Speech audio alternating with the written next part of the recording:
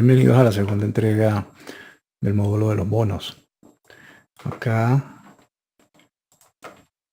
vamos a empezar por repasar conceptos que quizá ya vieron en la cartilla de la AMB o en la lectura que realizaron en la clase anterior. Básicamente los bonos son un tipo de deuda, una alternativa de financiamiento. En el módulo de acciones nosotros hablamos de que todas las empresas tienen una serie de activos y para adquirir esa serie de activos tiene dos fuentes principales de financiamiento. El capital social o aporte de los accionistas, que es lo que corresponde al tema de las acciones, y en la parte de deuda se representa por lo que nos toca en este módulo, que es en primer lugar préstamos bancarios y en segundo lugar lo que son los bonos corporativos o los bonos que emite también el Estado, que es lo que se conoce en Colombia como los TES. Entonces los bonos no son más que un tipo de deuda. Si queremos revisar la terminología que seguramente ya vieron en la primera parte, si nosotros partimos de que un bono es una inversión, yo puedo entonces adquirir un bono, en este ejemplo, por unos $1.000. Y si lo veo en una línea de tiempo, eso le puedo colocar una fecha de vencimiento que sea el 31/12 del 2018. Y el bono me va a hacer una serie de pagos a una tasa que es la que se conoce como tasa cupón. En este ejemplo estamos utilizando el 6.37% anual. Y esos pagos generalmente se hacen semestrales. Cada 6 meses entonces se va a recibir un monto de 31.875. La primera fecha de ese pago en este caso sería el 30/6 del 2016. ¿Cómo llegamos a esos 31.000? Sencillamente es multiplicar el valor nominal del bono por la tasa anual dividida entre 2. Como es una tasa anual, la dividimos entre 2 para llevarla a semestral. 1.000 por esto me da los 31.875. Ese pago se va a repetir cada 6 meses. Es decir, por ese dinero que yo en algún momento estoy prestando, que son los $1.000, a mí me van a pagar mis intereses cada 6 meses. Eso se repite hasta que se llega al vencimiento, donde me pagan mis intereses y además de pagarme los intereses, me van a devolver el capital que presté, es decir, los $1.000.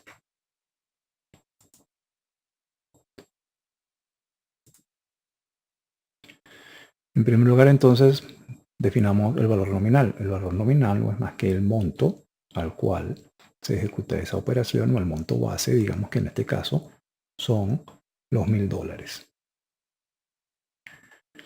Nosotros podemos, se dice que cuando se hace el pago del bono al valor nominal, se está comprando a la par. Más adelante vamos a ver cómo en algunos casos pudiéramos estar pagando o por encima o por debajo del valor nominal, y eso se llama prima y descuento. El valor de maduración obviamente es pues el monto que se recibe al final, es decir, los 1.000 que me devuelven cuando se vence el bono. En general, estos dos montos, tanto el original nominal como el monto de maduración, son iguales, pero puede darse el caso que por algunas condiciones especiales de algún título de renta fija, el valor que se redime o que se paga al final pudiese estar por debajo o por encima del valor nominal. Pero en general siempre son iguales. El valor de mercado o valor actual es el valor presente de los flujos de caja. Eso es un término matemático y viene de la matemática financiera. Pero para hacerlo más sencillo, el valor de mercado o el valor que yo voy a pagar en cada momento, porque yo en cualquier momento de esta línea de tiempo puedo comprar ese bono. Si yo lo compro en este momento, a mitad, digamos, de su duración, yo en general lo que estoy pagando allí es los intereses que me van a pagar a mi futuro más este capital que voy a recibir acá. Entonces, determinado o descontado por el cálculo matemático a una tasa de descuento, que generalmente es la tasa de mercado, no la tasa del cupón. El precio de la transacción. A ese cálculo que yo hago de valor presente para poder determinar el valor de mercado, yo le tengo que sumar comisiones, intereses causados, en fin, otros montos, y eso es lo que al final yo voy a pagar para adquirir el título. Eso es lo que se conoce entonces como el precio de transacción. El cupón, ya lo vimos, es esta tasa que representa o que define el monto que se va a pagar de intereses cada 6 meses o cada año, dependiendo de cómo sean las condiciones del bono. Hay bonos llamados cero cupón que no pagan intereses semestrales o anuales, sino que se venden a descuento. Es decir, yo pudiera aquí pagar por un bono de valor de 1.000, pago 800 y al final me devuelven 1.000. Entonces, digamos, no me hacen ningún pago en la línea de tiempo, pero al final, cuando me devuelven los 1.000, yo obtengo una ganancia de 200 si el pago que hice aquí fue de 800. Esos son los que llaman cero cupón. La vida obviamente es el tiempo de duración completo desde esta primera fecha de emisión hasta su fecha de vencimiento. Y la vida de maduración, pues lo que queda de vida en el momento que yo lo compro. Si yo lo compro acá, pues entonces quedará la mitad del tiempo como vida a maduración. Otro quizá término importante acá de manejar es el caso de la tasa de mercado. Los bonos se valoran, suben o bajan de precio dependiendo de cómo se mueva la tasa del mercado, que siempre va a ser distinta a la tasa de cupón, que es la tasa que generalmente rige en el momento en que se hace la emisión. Luego en el tiempo la tasa va a ir cambiando y eso va a hacer que el valor del bono esté cambiando también. Como vimos en el caso de las empresas, el Estado también requiere de capital y el Estado generalmente tiene ingresos corrientes, que son ingresos tributarios y de tasas, en fin, rentas para fiscales, fondos especiales, pero principalmente a través de recursos del crédito se financia. Y dentro de los recursos que puede obtener, bien sea a través del Fondo Monetario Internacional, Banco Mundial, en fin, son los títulos que también emite, que son los que se conocen como TES, y son esos donde, digamos, nos vamos a enfocar para hacer el análisis, ya que el mercado de renta fija en Colombia básicamente se mueve por esas emisiones de títulos del Estado.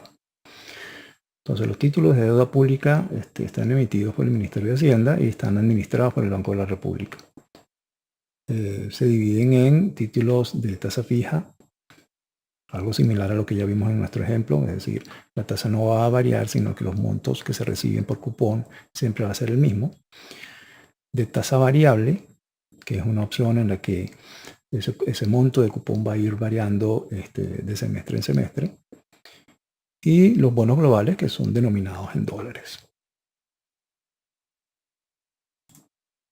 ¿Cómo se clasifican los bonos? Por emisor.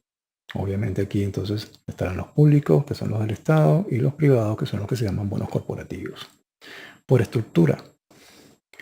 La tasa fija, como ya vimos, un cupón que va a ser el mismo. La tasa variable, un cupón que puede variar. Y los cero cupón, que como ya les expliqué, se venden a descuento y la ganancia se obtiene de ese descuento. Por operación, los tipos bullet, que es el caso común, que fue el que vimos en nuestro ejemplo, en el que el capital que se está prestando, digamos, si vemos al bono como una figura de préstamo, y lo recibimos al final. En nuestro ejemplo, los $1.000, valor nominal del bono, se reciben al final. Eso es lo que se conoce como el bullet. Condicionados, hay rescatables, hay bonos que tienen dentro de sus condiciones el que pueden ser rescatados o redimidos en cualquier momento. Entonces, la empresa que lo emite se reserva el derecho de recoger o rescatar esos bonos en una fecha determinada. Entonces le pueden decir al inversionista, tenga el monto del valor nominal, es decir, el monto que me prestó, entrégueme el bono y en ese momento ya digamos que se cierra la operación. Bonos convertibles son bonos que tienen la opción de ser cambiados por otros títulos. Entonces hay empresas que, por ejemplo, emiten un bono en el momento en que se vencen, no devuelven el capital al inversionista, sino que le dan un paquete de acciones de la empresa. Entonces eso es lo que se llama convertible, que puede ser redimido en otro título. Y amortizables son distintos al bullet, es decir, no se reciben los $1000 de nuestro ejemplo al final cuando vence el bono, sino que el capital que uno presta se lo van amortizando a medida que transcurre el tiempo. Por mercado internacional, obviamente los bonos globales, por ejemplo en dólares que maneja el Estado. Mercado nacional, títulos emitidos en pesos.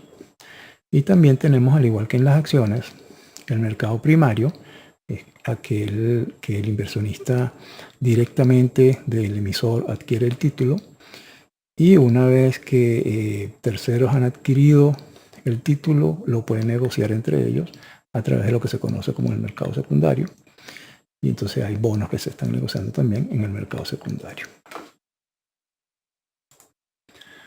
¿A qué riesgo se enfrenta el inversionista en este mercado de renta fija?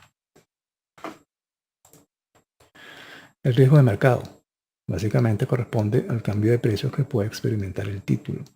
Obviamente, mientras esos títulos se negocien en un mercado, están expuestos a las fuerzas de oferta y demanda y habrá variaciones en los precios. Y eso es un riesgo para la persona que está colocando su dinero porque obviamente si digamos el precio baja por debajo del nivel del precio de compra, entonces se está registrando una pérdida. El riesgo de crédito, que es el potencial incumplimiento por terceros y se divide en el riesgo de la contraparte, el comprador del bono no cumple el pago, o el riesgo del emisor, la empresa emisora incumple con el pago. Además de estos dos, está el riesgo de liquidez, que es la dificultad en la venta del activo, falta de compradores. Esto se da cuando los mercados, digamos, son muy pequeños. Efectivamente una empresa puede desarrollar toda la emisión de un título, pero en el momento en que lo lleva al mercado se consigue con que no hay compradores. Entonces eso también es un riesgo dentro de lo que es el mercado de la renta fija. ¿Quiénes miden este riesgo? Las agencias calificadoras de riesgo. Y estas básicamente son Standard & Poor's, Moody's y Fitch. Estas tres evalúan la capacidad de la entidad emisora de cumplir puntualmente los compromisos financieros y la calificación es sobre la deuda y no sobre la empresa que la emite. Este detalle es importante porque muchas veces se tiende a confundir. Una misma empresa puede hacer una primera emisión de bonos y a esos bonos se les va a dar una calificación y obviamente esa empresa cuando haga una segunda o tercera emisión de bonos, dado que ya tiene una deuda de un determinado nivel, seguramente la segunda y tercera emisión van a representar un riesgo mayor. Entonces la calificación se le da al título más no a la empresa. En el caso de Colombia, hay tres empresas que se están encargando o que están autorizadas por la superintendencia para hacer esto, que son Dove and Phelps, BRC Investors y la gente de Value and Risk.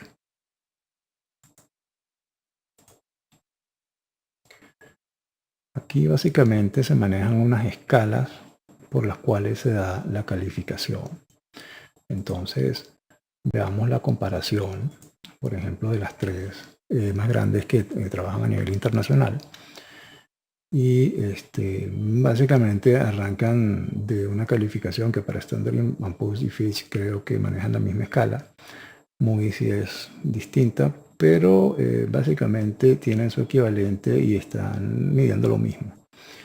Entonces, aquellos títulos que están clasificados, por ejemplo, como triple A, los primeros que están acá es la calidad superior. Eso representa el mínimo riesgo para el inversionista. Obviamente, y recuerden que en finanzas y en mercado bursátil, el riesgo también está relacionado a la rentabilidad, y si yo me voy por una inversión muy segura, el rendimiento de esas inversiones quizás sea muy bajo. Seguimos bajando en la calificación, entonces vemos que hay un doble A, hay un A menos, y entonces vamos pasando de calidad superior a grado medio superior, y llegamos hasta la calificación B, triple B, y hasta la triple B menos es considerado grado de inversión. De aquí hacia abajo, que es lo que ya empieza a estar acá en amarillo, ya se consideran que son de grado de especulación. Son niveles de riesgo ya más altos. Obviamente el perfil de riesgo, como lo vimos en el caso de las acciones, aquí también aplica, y dependiendo de ese perfil de riesgo del inversionista, entonces él tomará la decisión de que, digamos, de en qué título va a emitir, qué nivel de riesgo es capaz de asumir.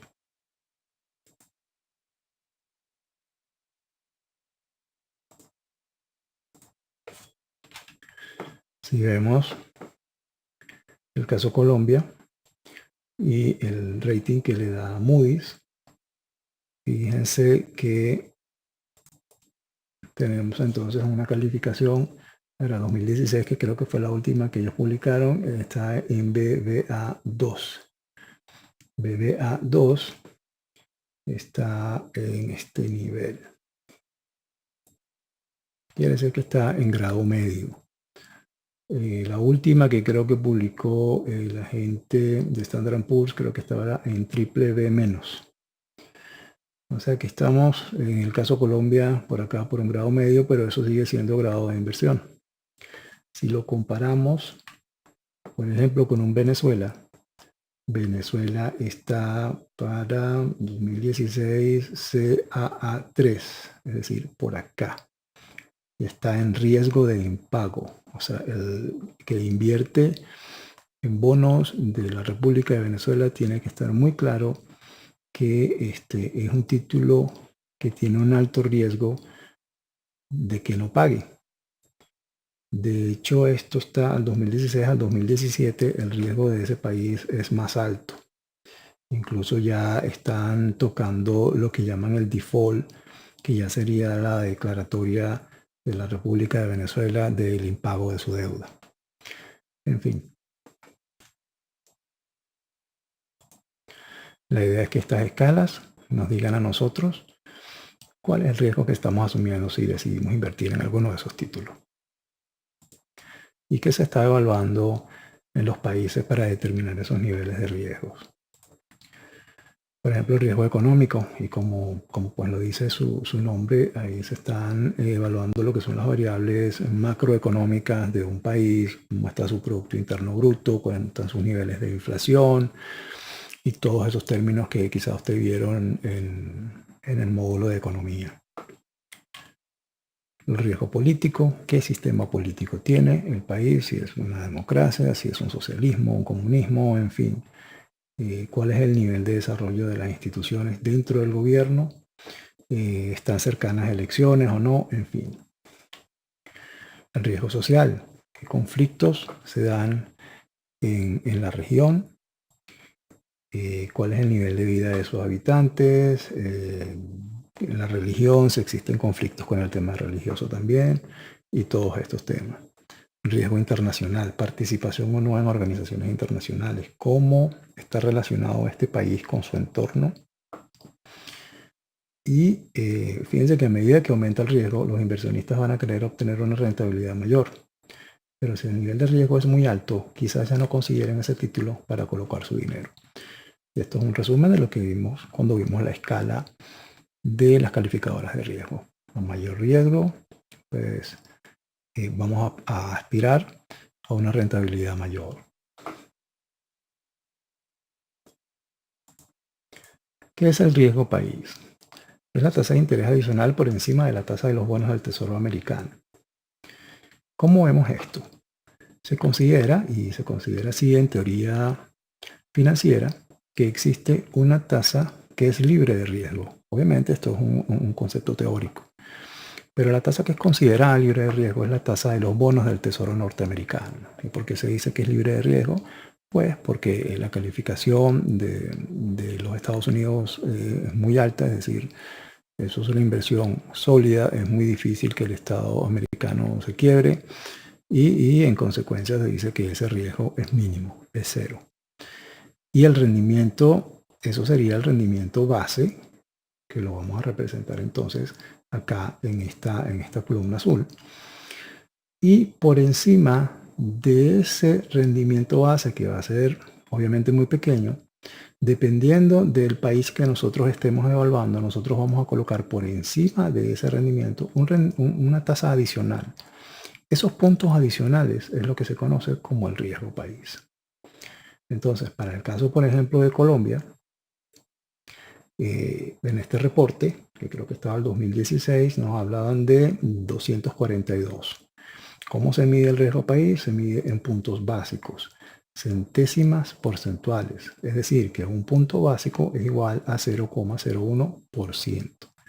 En este ejemplo, que estamos midiendo el riesgo país de Colombia, 242 puntos básicos representarían 2,42% por encima de los bonos del Tesoro. Es decir, que los títulos emitidos por la República de Colombia deberían estar a una tasa que se ajuste a su riesgo. Es decir, los bonos del Tesoro de los Estados Unidos más un 2,42%. Por allí deberían estar. Entonces eso es lo que, o la manera en que se representa el riesgo país y que es una base obviamente para determinar lo que son tasas de interés de deuda de los países. Como resumen, aquí podemos ver entonces distintos países y la comparación en su calificación. Tenemos, por ejemplo, los verdes creo que son los más altos o los AAA. Aquí está Alemania, AAA. Hay otro AAA por acá, Estados Unidos. Nosotros tenemos a Colombia, por acá, ya habíamos visto su clasificación. Y tenemos el caso, por ejemplo, de Venezuela, que está por acá abajo, muy mal calificado, y aquí la gente de Fitch, yo creo que incluso ya lo saca del ranking.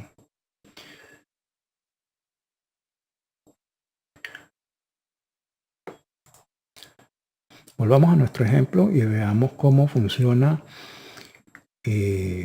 la prima, el descuento y cómo eso se origina por los movimientos de la tasa de interés del mercado. Vamos a suponer que en nuestro ejemplo original nosotros realizamos una venta en este momento.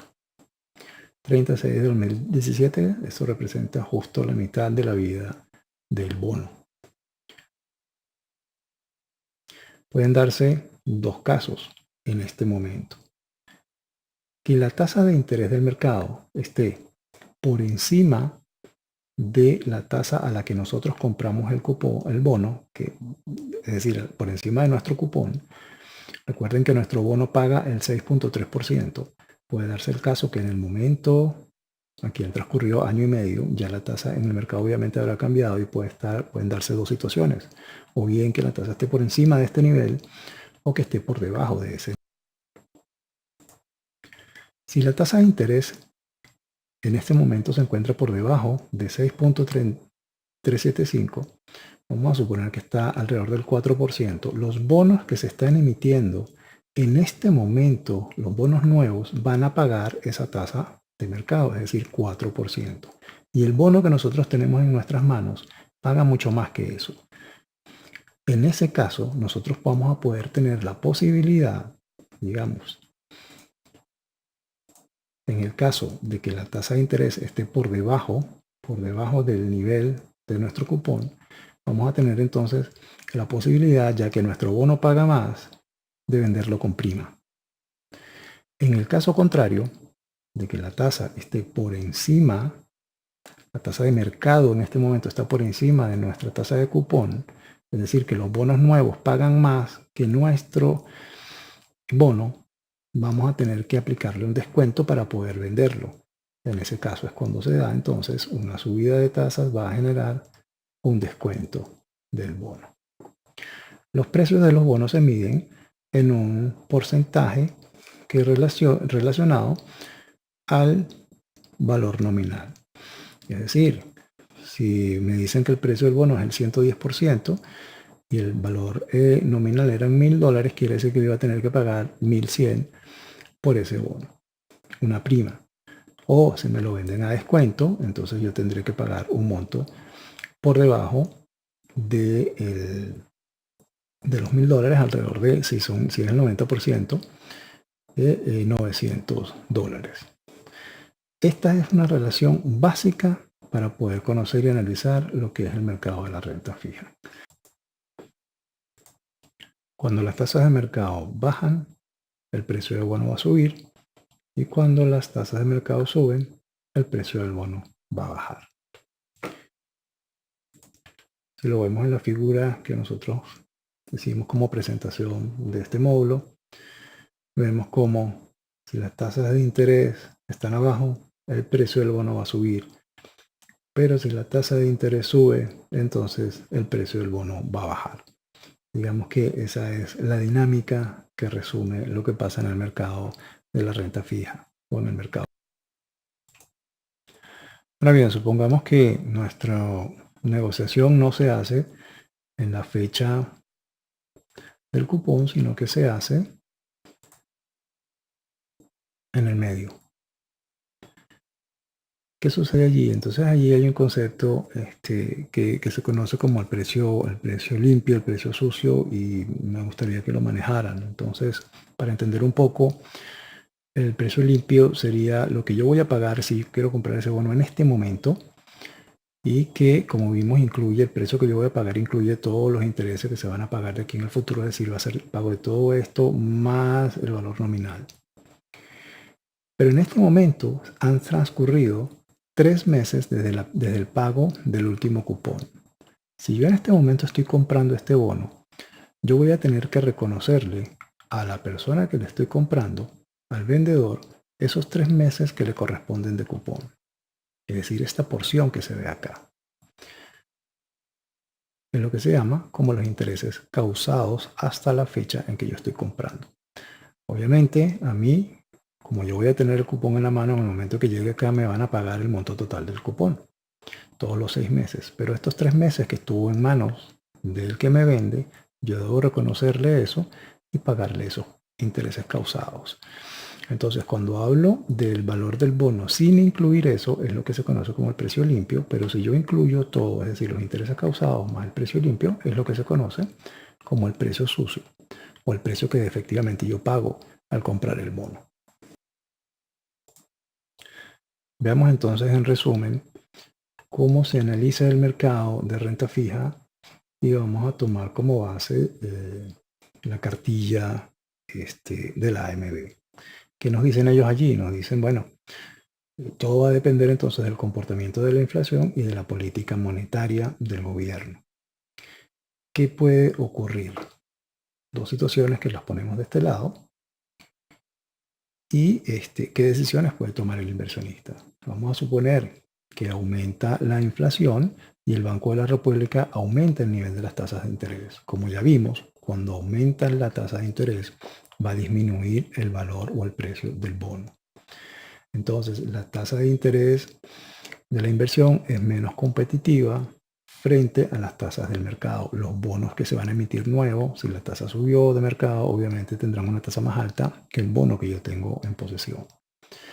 Y podemos enfrentar entonces una pérdida si la tasa de descuento de nuestra inversión supera la tasa de adquisición. Es decir, si las tasas en este momento en el mercado están altas, quiere decir que mi bono va a valer menos. Yo voy seguramente a tener que negociarlo con descuento. Si disminuye la inflación y el Banco de la República disminuye su tasa de interés, entonces es el caso contrario. Entonces, la tasa de interés de la inversión es más competitiva frente a las tasas del mercado. Claro, los nuevos bonos que se están emitiendo, que se emiten a tasa de mercado, como la tasa de mercado está más baja, van a tener una tasa más baja que mi bono. Y en ese caso yo estoy en una posición de ventaja y podré venderlo entonces con una prima. Podemos enfrentar una ganancia si la tasa de descuento de nuestra inversión es inferior a la tasa de adquisición. Ese es el caso que estamos viendo acá. Entonces aquí lo que hay que tener y monitorear, sobre todo en el caso quizá de ustedes para el tema de noticias, es las posiciones que toma Banco de la República frente a su política de tasas de interés. Esta decisión se toma en consulta en el banco y se hace una reunión primer viernes de cada mes y eso se hace público. En los últimos meses se ha venido disminuyendo el nivel de las tasas de interés porque uno de los primeros parámetros que está midiendo el Banco de la República en este caso es el nivel de inflación. A medida que bajan los niveles de inflación, entonces el Banco de la República va a ir bajando las tasas. Si se da el caso contrario, entonces las va a subir. Pero es algo que hay que estar constantemente monitoreando si queremos ver el comportamiento del mercado. ¿Cuáles son las tasas o indicadores entonces principales que deberíamos estar atentos? La DTF, que es la tasa que manejan para este tipo de operaciones los bancos. El IBR, que es el indicador bancario de referencia, como lo dice allí, refleja el precio al que los bancos están dispuestos a ofrecer o captar recursos en el mercado monetario. En algunos casos lo llaman la tasa interbancaria. El IPC, que es el índice de precio al consumidor que mide el nivel de inflación. Y la VR, que es la unidad de valor real, es una unidad que se creó para emitir algunos títulos en base a esa unidad y es una unidad que va amarrado al de arriba, amarrado a la inflación. Va a ir aumentando su valor en el tiempo a medida que el peso, digamos, va perdiendo valor.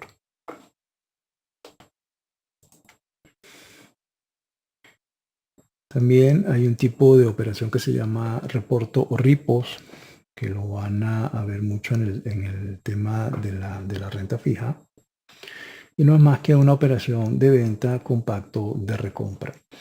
Es decir, una vez que yo he colocado mi dinero en un bono y por alguna razón yo necesito liquidez o necesito dinero, yo puedo utilizar ese bono para vendérselo a un tercero y ese tercero en la misma operación de venta se compromete a vendérmelo de vuelta en un periodo de tiempo determinado. Transcurrido ese tiempo, yo le compro de nuevo el bono a esta tercera persona, le pago el valor del bono más unos intereses por el tiempo en que yo tuve el dinero. Entonces digamos que es una operación en la que de alguna manera yo obtengo dinero y pongo en garantía ese bono durante un periodo de tiempo determinado. Básicamente eso es lo que es una operación repo. ¿Cómo analizamos en el tiempo el comportamiento de las tasas de interés? Una de las formas de hacerlo es lo que se llama la curva de tasas. Y en este ejemplo están viendo cómo se mueve esa curva a futuro. Obviamente, si nosotros tenemos colocaciones que vencen en el 2018, 2019, 2020, a medida que se va alejando en el tiempo el vencimiento del título, yo como inversionista obviamente voy a requerir una remuneración mayor. Entonces eso es lo que vemos en la curva de tasas. Como a medida que se extiende el tiempo o el lapso para el vencimiento, la tasa de interés obviamente debe ir creciendo para compensar el mayor riesgo que asume el inversionista al dejar su dinero allí.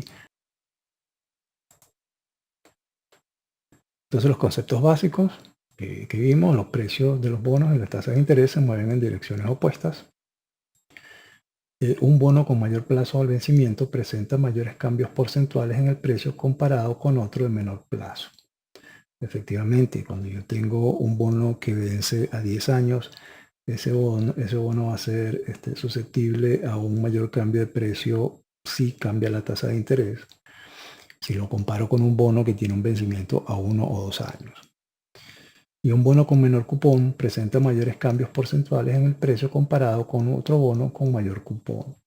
Claro está, si yo tengo un bono con una tasa muy baja del 1%, por poner un ejemplo, y hay una variación en las tasas de interés de 0,5, ya eso representa el 50% del cupón del bono y va a ser obviamente susceptible a un mayor cambio en su precio.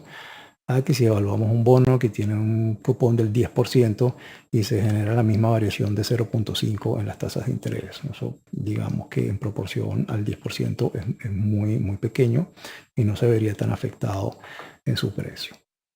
Básicamente esta es la información que queríamos compartir con ustedes de los bonos.